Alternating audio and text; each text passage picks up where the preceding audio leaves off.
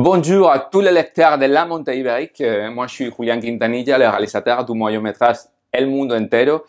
Et moi, j'aimerais bien vous demander d'aller sur un site qui s'appelle regarder.elmundoenterofilm.com où vous pouvez trouver mon film en ligne. Et si vous voulez le voir, ça coûte 1 €, c'est un prix symbolique. Et vous pouvez voir cette comédie pétillante qui va vous faire rire.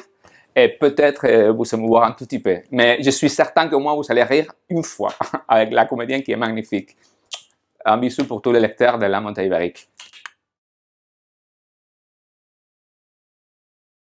J'ai fait toutes mes études de cinéma en France, au Conservatoire d'écriture à Paris et à la fac. Ça fait 20 ans que je fais du théâtre. J'écris des pièces de théâtre. J'ai adapté les prix Molière français pour l'Espagne et pour les pays hispanophones. Et j'ai fait des petits films pour l'instant. Donc voilà, mon dernier film, c'était un moyen-métrage de 30 minutes qui s'appelle Le Monde Entier.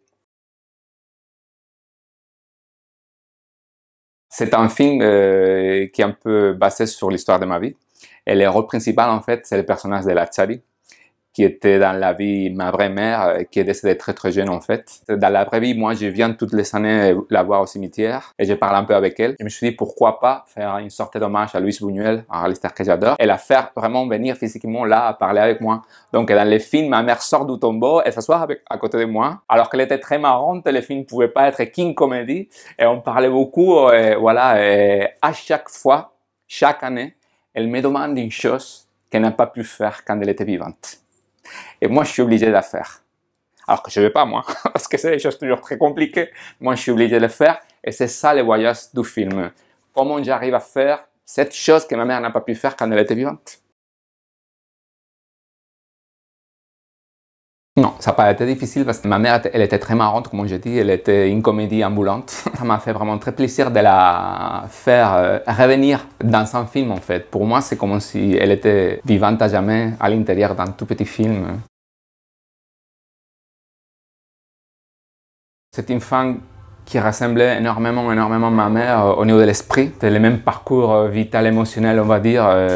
Et Loles, elle dit toujours en fait que la Tchadi la représente elle-même aussi. La Tchadi, le personnage de ma mère, représente une sorte de femme en fait dont on se voit en Espagne beaucoup représenté. Femme qui s'est battue énormément aussi pour la liberté, pour casser les préjugés, et qui a marqué une époque aussi, donc voilà, c'était d'une certaine façon évident. Et c'est pas moi qui l'ai choisi en fait, c'était naturel, je l'ai écrit pour elle en fait, parce qu'on se connaît depuis longtemps, on a fait déjà des courts-métrages avant. Ma région, l'Extrémadure, c'est la région oubliée. Et moi, je parle que dans mon film, ça se sent la mélancolie de l'oubli, comme je l'appelle. Et moi, je vais faire beaucoup de films pour sortir ça, la mélancolie de l'oubli. Pour moi, c'est une idée du cinéma. J'aimerais bien faire tous mes films dans l'Extrémadure. Il y a énormément d'histoires qui sont intéressantes en fait. Et il faut les raconter pour ne pas l'oublier. Il y a énormément d'histoires de l'histoire de l'Espagne en fait qui n'a pas été racontée. Et c'est pour ça en fait qu'il y a des blessures qui n'ont pas été soignées. Et je crois que le cinéma sert beaucoup à soigner les blessures et à raconter des histoires qu'énormément de gens ne veulent pas qu'elles soient racontées. Alors moi je vais tout faire pour les raconter si on me laisse les faire. En fait, il y a une sorte d'idée du cinéma qui intéresse toujours parce que les films récupèrent pour moi tout ce qui est la tradition de la comédie profonde espagnole, toujours suivi par plein de réalisateurs que j'admire, donc Carlos Saura, Luis Buñuel, etc. C'est une comédie, c'est pas une comédie légère, c'est une comédie beaucoup plus profonde en fait, plus ancrée dans la terre. J'étais très content en fait de la reconnaissance pour ce film et j'espère que ça va m'aider à continuer. En fait, c'était très compliqué pour moi parce que même si les producteurs voulaient faire mes films, toutes les commissions de la France disaient on peut pas le faire parce qu'il n'est pas franco-français, il est espagnol, et voilà, ils donnaient l'argent aux franco-français. Alors moi, depuis là, je vous dis non, la France, l'Espagne, c'est bien lié.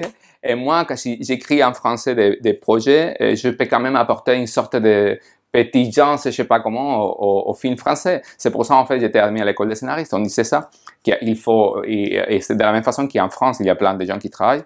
En France, on peut faire des films différents, et ça ne veut pas dire que ce n'est pas des films français. Moi, je me vois très bien à tourner en français, parce qu'en plus, j'ai énormément d'amis comédiens et comédiennes, énormément d'amis techniciens à Paris et partout, et j'adore la France, la façon de travailler en France, et tout quoi, enfin. Donc oui, je vais faire un film un jour en France, c'est clair, certain. Oui, j'ai un projet de long métrage qui est la suite du moyen métrage Le Monde Entier, qui s'appelle La Vida Entera. après El Mundo Entero, La Vida Entera. Et ça raconte en fait l'histoire la plus complexe en fait de ma mère et toute sa bataille pour s'occuper d'élever un enfant en étant mère célibataire dans l'Espagne des années 80. Et c'est une sorte de monument cinématographique à la mère célibataire. Je crois que ça n'a pas jamais été fait dans le cinéma espagnol. Et c'est un projet dont je tiens à cœur en fait, parce qu'il y a énormément de gens qui me demandent c'est quoi la suite de ton film Le Monde Entier. Je dis ben, c'est la vie entière, la vie entière, ou tout comme je sais pas. Voilà, et j'aimerais bien le faire dès que possible. Donc, si jamais il y a un producteur qui est intéressé pour me produire le film, parce que même si j'étais qualifié aux Oscars, candidat au Goya, 44 prix internationaux, j'ai une équipe de rêve pour faire mon long métrage, je n'arrive pas vraiment à trouver un producteur.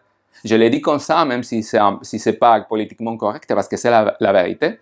Et aussi parce qu'il faut que les gens sachent que c'est très compliqué pour un réalisateur qui veut faire son premier film de monter un projet.